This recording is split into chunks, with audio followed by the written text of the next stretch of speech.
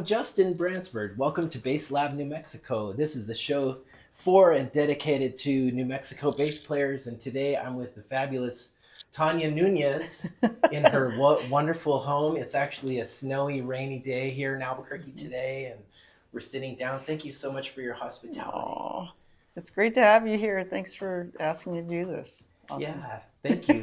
Thank you. So we'll get right into this. Tell us about your musical journey. When did you start playing music? How old were you, and what were you into at that time? Yeah, good question.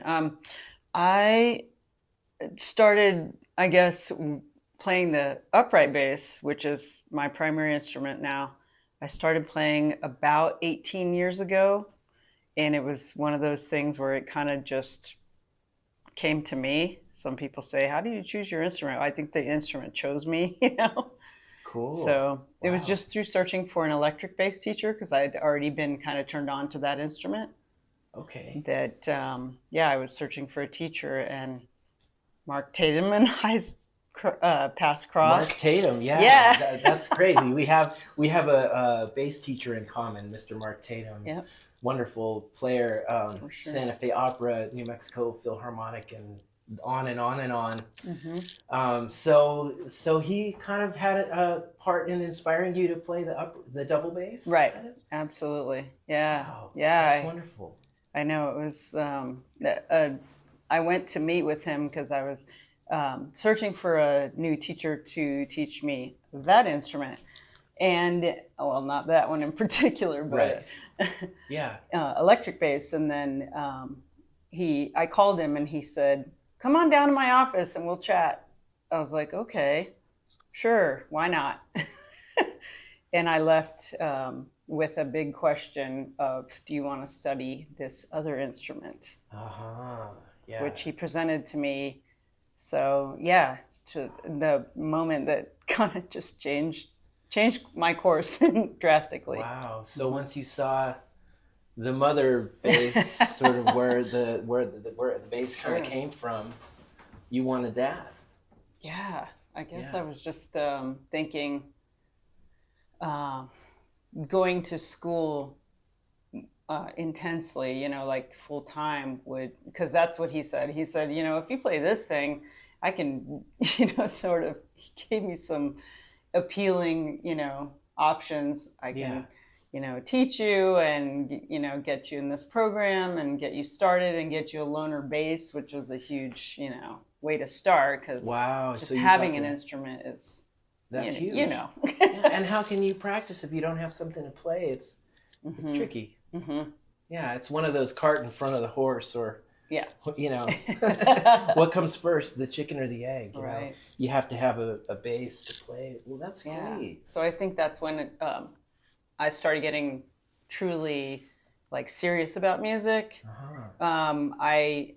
I guess even in childhood, my mom, she has really good ears, and so does her mom, and they always sang, and it really drew me to listening to music deeply because I would hear them sing harmonies or sing horn parts or just like pick apart songs, but they neither of them are musicians or have any training or anything like that, but they were doing this just probably because they learned it from someone else in their family. Yeah.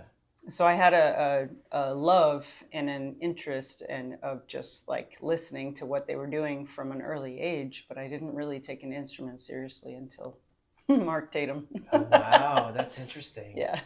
Yeah, music has that metaphysical quality. It can sort of have a real impact on you. And wow. Well, a lot of people know you from being the bass player for Lone Pinion, and among a lot of other projects. I know you've been involved in a lot of projects, and even ones that I am still finding out about. But let's talk about Lone Pinion for a minute, and tell us about how did you get involved in that band, and how long have you been playing in the group, Hmm. and how is that for you? You know. Yeah. Um, I began as a fan. So this is like, to me, the greatest uh, honor, I guess, is to be a fan of a group and then get to play with them. It's always like a huge privilege in my eyes. So yeah, we just kept, probably like you, maybe kept seeing them on different stages, and running into them, and I was really drawn to whatever they were doing, even though I didn't. The sounds were very familiar, but I didn't know the repertoire. I didn't know the music really, Mm-hmm. and so yeah, I just chat with them here and there, and then in 2019, they approached me to play their album release parties because they had two new albums that were about to come out, and so they were going to release the first one.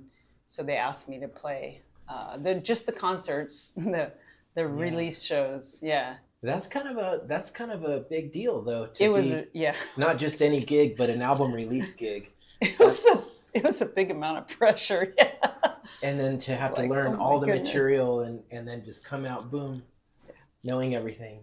Yeah, I Yeah. was shaking. I was like, oh my goodness. Did they give you a lot of rehearsals? Did you get to rehearse with them? I think one.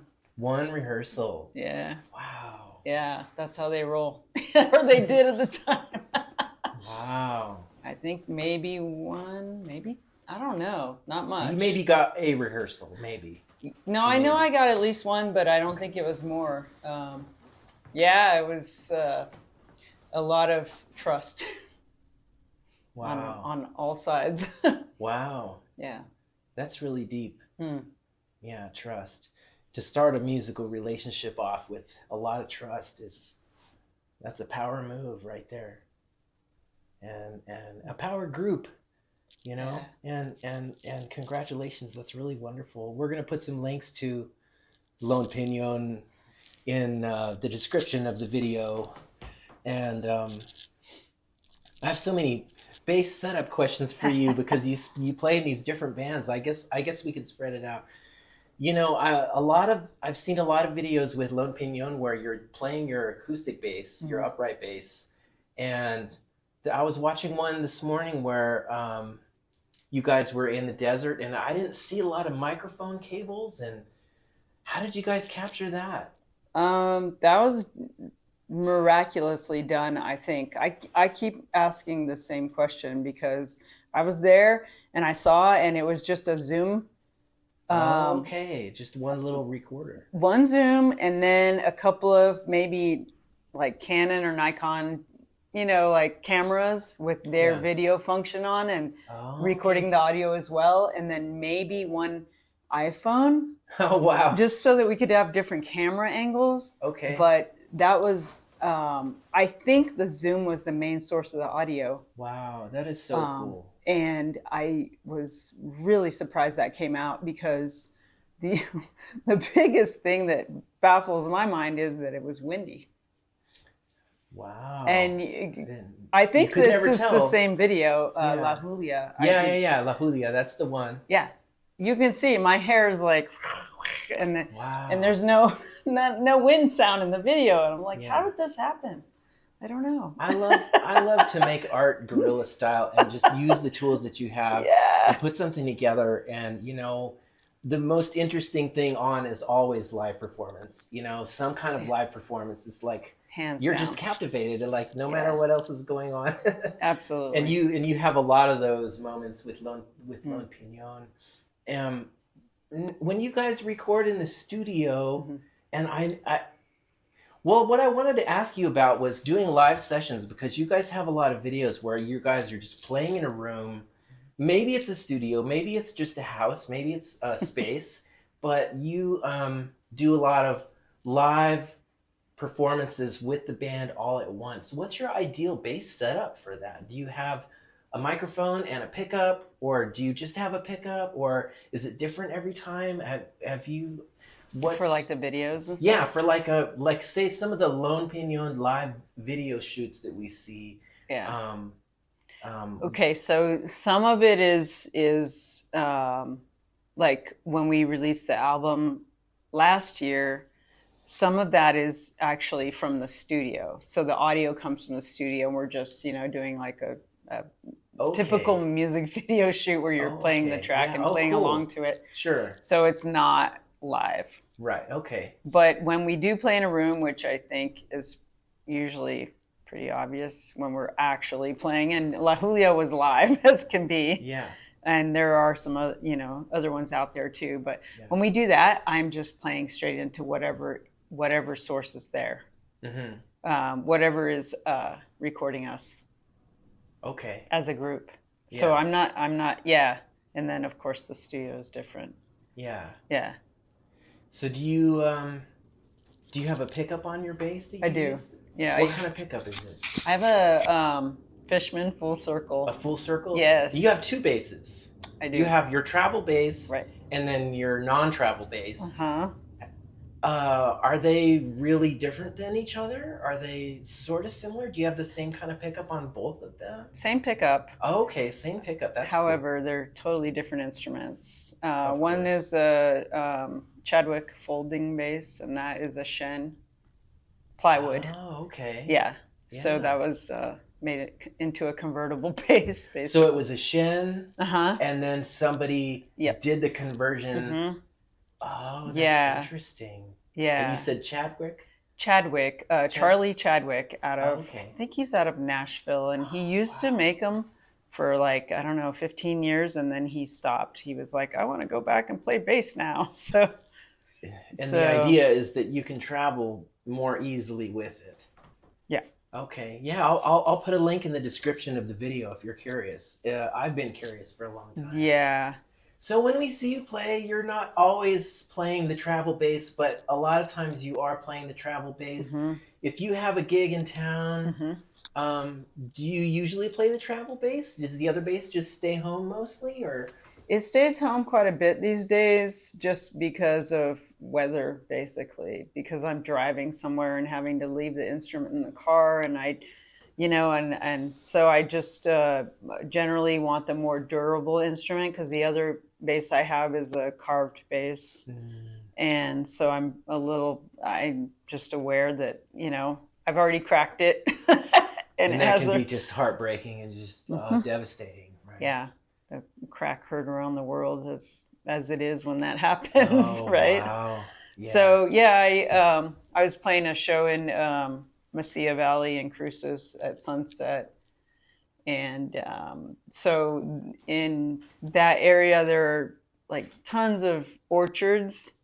So lots of water, moisture, sun went down, temperature followed, moisture went up, and my instrument cracked. So it tends to stay home more, and in more controlled environments, I'll take it out and play it out. And I noticed you had a humidifier in your room with the basses. So you keep your room humidified for the basses then? In the winter. When the heat's running in the house. Oh, okay, yeah. But in the summer I don't, because it seems fine. Yeah. Pretty stable. Yeah. That's the whole thing, having an instrument in the New Mexico desert, because the humidity is so low, and guitar players really struggle too. And in fact, I've heard of there's certain guitar companies that will not warranty certain parts from ungluing if you live in New Mexico. What? Yeah. We've been marked. It's so common. It's so dry here. Yeah. But my feeling is if your instrument is playing and it's functioning and it can live here, then it can live here. Yeah. And sometimes I wonder about humidifying our instruments, because you humidify them and then you take them out to the gig and then it's dry, and then you take them back. And does that yo-yo effect over time? Is that worse? I wonder. Yeah, I don't really know. I don't have it all figured out, to be honest with you. Me neither. I mean, all I know is I've cracked a bass. And I'm it so was sorry that happened. Painful and extremely expensive to fix. Where did you take it to Robertson's? Yes, I did. Yeah. And Don, right? He was so kind as to let me pay it off in payments, because it was crazy. Wow. But so I appreciate him very much for that, for returning my bass in a week. Yeah. He was like, Robertson and Sons Violin Shop here in Albuquerque, New Mexico. Yeah.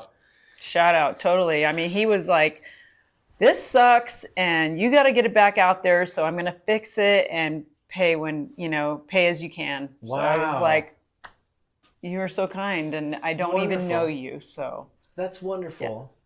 Oh, So, that's really great. I love to hear stories like that. hmm Um, Another band that you play with is you play with Jacob Shi, and that's hmm much more high volume, more high rockin'. And you're there with your stand-up bass. hmm And I know you guys play a lot of big stages hmm where there's big sound, monitor engineer, hmm a lot of monitors on stage, a lot of volume. How do you handle that as a double bass player? Because that is a very unique challenge. right, for feedback and stuff. Feedback, just having a good Just getting it sound. good. Yeah, What's your yeah. approach? Um, How do you end up getting through that sure. and everything? What do you Yeah. use and what do you try to go for, and how do you communicate with the engineers, and how do you approach it? Well, monitors are always kind of a question mark whether it's going to go well or not with because a lot of times I'm working with engineers, you've never met before. I've never met before. But my setup is the radial bass bone Oh, okay. DI. So Okay. I go into that, which is set up for piezo pickup, which the Fishman is, right? Okay. Piezo, I Yeah, don't know yeah, how to yeah. pronounce it. Sure. So that gives it the boost it needs, but also fights, the feedback situation.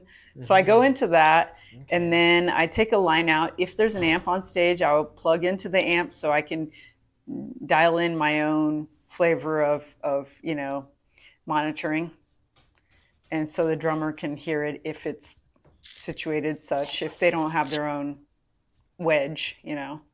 Mm-hmm. And then they take a line out from the DI, from my DI, but I take that thing everywhere. Yeah.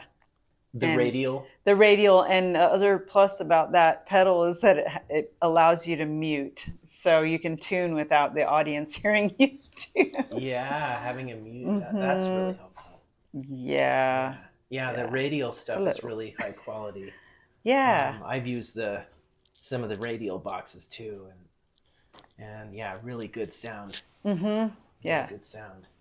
So between your full circle and your radial Uh-huh. DI, I mean, you're really, really got a great sound. And Thanks. and when you have to get on the stage and have that big sound with Jacob, Uh-huh. um, is that a lot of fun? It's super fun. My goodness. Yeah, it is. I mean, it's great music, and yeah, it's just great to play out like that. Like, It's great to just play out like get, that and play yeah. big Yeah, I can play and to big, and rock. yes. Yeah. Yeah. And also in Lone Pignon, I'm not playing with a drummer. So, and I haven't played a whole lot more recent, like in the last couple of years with the drummer. So it's really fun to do that interaction. Mm-hmm. I love playing with the drummer. Me too. Yeah, Me too. and so I mean, it's a as you know, it's a totally different thing when there's no drummer, and right, everything shifts, and you're working with other rhythm instruments, in the Mm-hmm. rhythm section. Mm-hmm. Or you're just solo rhythm instrument, Yeah. right? Yeah. It's true.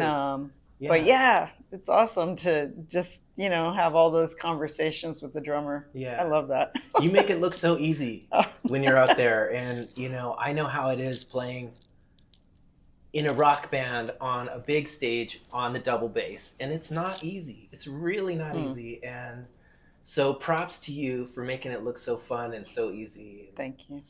with Jacob Shihei. And let's see, I wanted to also ask you about a project that you're involved with, um, from Delbert Anderson. He has a composition called the Long Walk, hmm and you're involved in that. hmm And very fascinating piece, really incredible meaning behind it. And I'll put a link to the website for that in the description. Um, but for those who may not know, Delbert Anderson's piece, "The Long Walk," What can you tell us about that, and tell us about what it was like to be part of that, and still part of it? Sure, it's an ongoing project.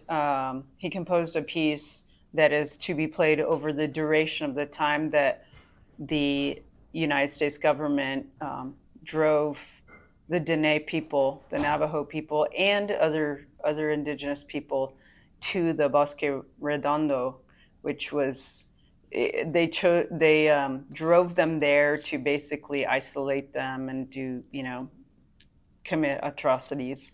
And so the piece is played at intervals over the course of the time that happened, historically. And so it's a years long project, and the notes are played one at a time, very slowly over a long period of time. And the I can't remember when the project ends, but at the culmination, a group of musicians will gather at the site and perform the last note together. Wow. In unison. Yeah. Are you going to try to be there? Yes, I am. Wow. Yeah. That's so incredible. and yeah, it's just a project that that is made as is intended to be a source of healing, a prayer, and it's also important to raise awareness, because a lot of people have just not familiar with that that event that happened. Mm-hmm. Yeah. Yeah. And Delbert even says sort of it's this piece is almost a way of like fighting back. Like anyway. Yeah. That's incredible. Well, when I was researching you, I came across some of your, I don't know if it was a reel on Facebook or a short, but you were just playing one note, and it was like, okay, I don't know what's going on here, but that was okay. I want to watch it again. What is she doing? Turns out it was one of your notes for Delbert Anderson. And I was like, whoa, like suddenly I was hit with the weight of it. And, Wow. So thanks for talking about it with us, and thanks for being a part of it. And we'll be listening to that project. Yeah. Yeah. Thank you. It's really powerful. Yeah. Something that I don't know how many people know about you is that you practice martial arts. And I wanted to ask you about your practice routine for bass and your warm-up routine, how your daily practice with the bass. And I thought, maybe, is it related to martial arts? Are they related? Or tell us about your practice, and in martial arts, and also with music, and maybe ways that they might be related. I thought that was really interesting. Wow. So yeah, martial arts, I started practicing over 10 years ago, and I didn't know what I was getting myself into, really. I just have been kind of really peripherally intrigued by martial arts, and kind of like bass, it just we were meant to meet, I guess. And so I've learned a lot about myself through martial arts, because it's a really personal, intentional study. And I find that to be so important for music, because you build awareness of yourself and how you move, and also how you move around other people. So it's like the parallels are striking. It's just like, no. That was a bad word choice, but the parallels are really significant, because it's like a dance, as music is, it's timing and sort of feel pressure, just nuanced movements. Even though you could go hard and fast, you're also learning to get to that point of moving hard and fast in martial arts by building up to that. so that your delivery is what you want it to be, and you're not hurting somebody, you're not hurting yourself, you know. So yeah, it's been this real physical growth in martial arts, but it's also been a real emotional growth, getting to know myself on a deeper level through that practice, getting to know where, you know,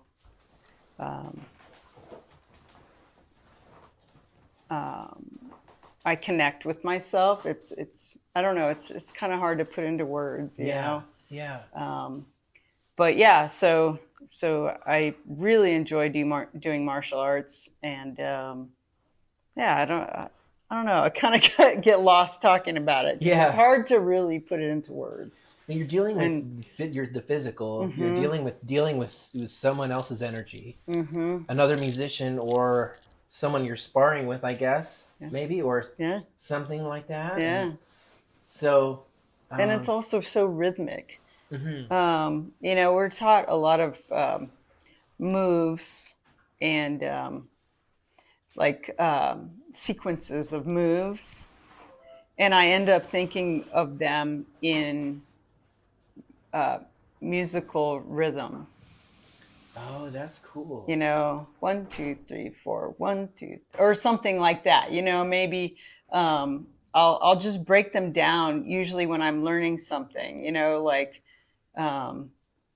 yeah, it starts to become like a rhythm. Even though then the more you learn of movement with your body, the better you get at it, then you can switch the tempo, you know. Yeah, that is really cool. So yeah, it does. There are some parallels, I think, quite a bit more than I ever envisioned, and I didn't really think about it at first, but then I started to realize, like, wow. And I also started to learn that a lot of people I practice with or study with, they're musicians, and a lot of fascinating. Even I have a cousin. He's like a distant cousin. He's in his 80s. He's not entirely retired from music. He's playing tomorrow night, you know, here in town. But he spent like 50 years on the road with a lot of big name bands, small name bands, you know, the Jim Neighbors show in Canada. Like, he's just done so much, you know, played in Vegas, mostly LA. But, you know, I started to get to know him really recently, like in the last decade. And, you know, I found out then he's been a martial artist his whole adult life. And he used to practice with Elvis Presley. Yeah. Wow. I'm like, what?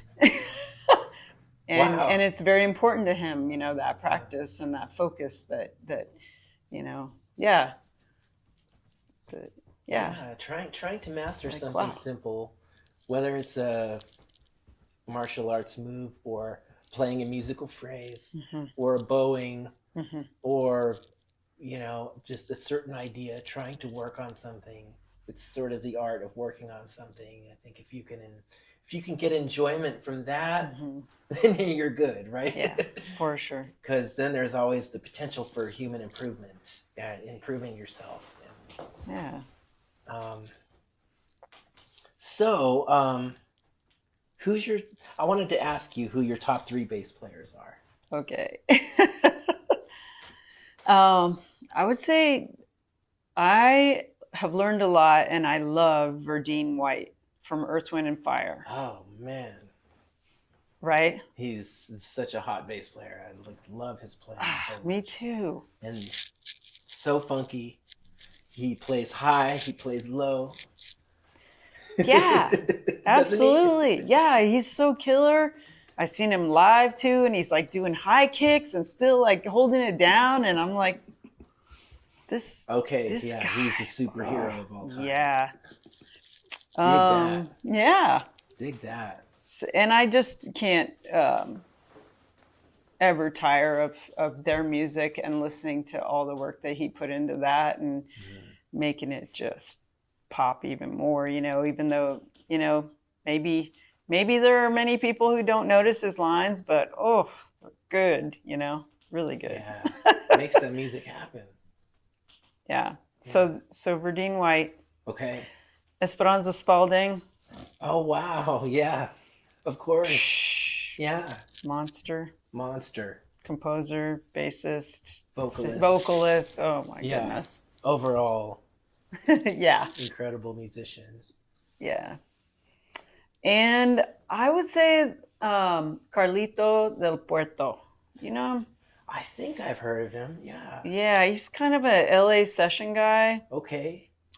And he seems to be the go-to for like countless types of gigs, styles. He plays at like the Emmys and the Oscar gigs, those kind of things. Okay. He does tons of recordings from like metal to like salsa, you know, like and everything in between and all kinds of, yeah. Nice. Plays at the Hollywood Bowl probably like so big all dog season. He's a big dog, but he's also like super cool. I wrote him once. I was like, hey, what is your stage setup? Because I was like, I was just like starting to tour a lot more. Oh, wow. And I wrote him on Instagram and he was so gracious and just was like, hey, this is what I do. Need any more help? Let me know. Really and I was like, I love it. Yeah. And he just like, I've never met him in person or anything, but, you know, when I watch his little clips on Instagram, he just has this great attitude and I just admire that, you know, just like he's just encouraging, you know, and full of light. So, and playing some hard stuff. I'm like, wow, cool. Yeah. Grooving. Awesome. His dad was a really prominent Cuban musician, a bassist also. Yeah. Wow. You may have seen his dad has a book on like son, Cuban son, or maybe multiple books. I don't know. I have one of them. Wow. Yeah. Fascinating. Yeah. Yeah, I'd love to put a link. I'll try to find that. Yeah. Yeah. Well, thank you so much for your time and thank you for your hospitality in your house and thank you for showing us your instruments. We're going to take a look at her basses now. Yay. Really excited about that. So anyways, thank you, Tanya. Well, thank you because it's just I'm a fan of yours. So to be interviewed by you is quite it's a delight. And it's a delight to finally get to really meet you and chat with you and run into you at gigs and recording studios lately and yeah, so there it is. I'm a fan. Well, we're colleagues and you're we're one fans of my each other. 3+. Oh, thank you. Awesome. Thanks. Okay, so tell us about this bass. Is this the travel bass? This is the travel bass. This is the travel bass. Wow. So I've got Spire cores on it as well as Eurosonics because yeah, these seem to pop good. Oh, it's probably really out of tune. But so anyway. You've got spiral core on the E and the A. Yeah. And then what are these? Eurosonics. Again? Okay, Eurosonics. Yeah, those are synthetic gut over steel core or some type of metal core. Really cool. Yeah, really so cool. These project really nicely in acoustic settings. Mm-hmm. So yeah, this is the Chadwick folding bass with the Fishman. With your full circle. Mm-hmm. Great. And then, can I turn around? Yeah. Ready for me? Yeah. So it has a port on the back or a door.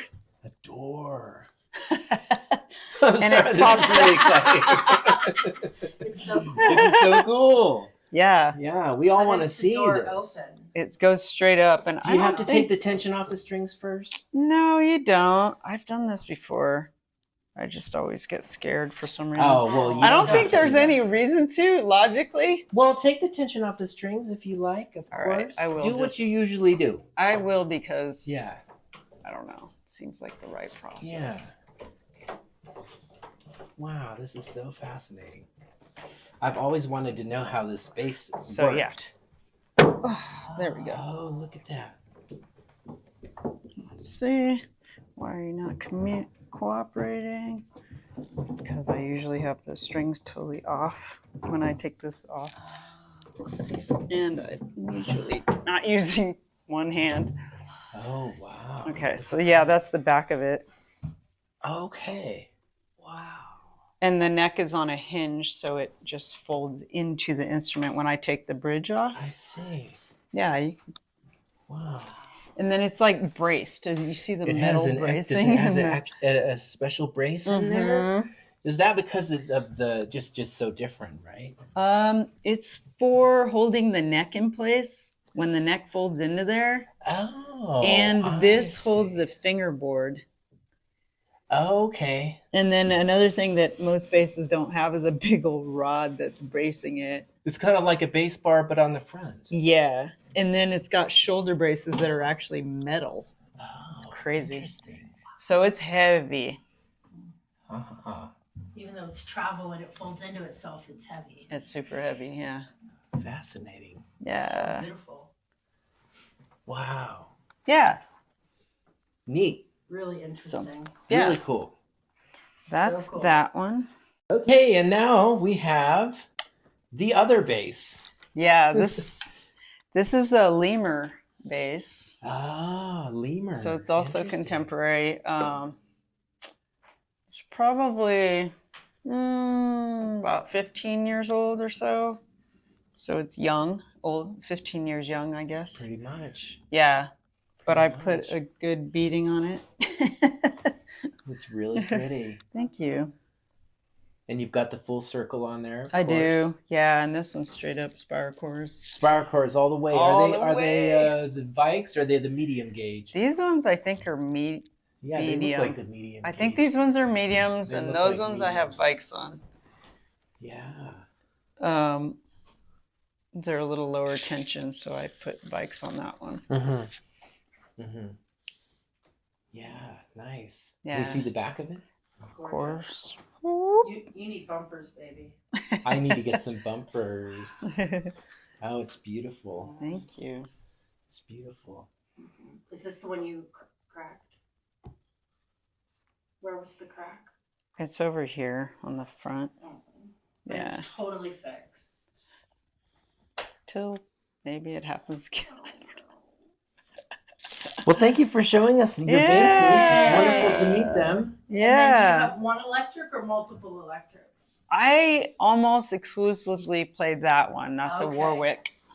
Oh. Warwick, yeah, Warwick. Yeah. I that love thing- Warwick basses. Yeah. I have a Warwick bass amp that I love. Oh, really? I have the LWA 1000. Cool. And that's a beautiful bass. Nice. Yeah, Warwick stuff is great. Yeah. Look at that bridge. Oh, that thing is so cool. Ooh, look at that nice bridge. Wow. It's a really nice instrument. It's beautiful. Though I keep flirting with the idea of getting a short scale. Oh, really? Yes. Smaller profile, the frets are a little closer. I don't know. Do you play a short scale? Or are No. you straight Fender guy?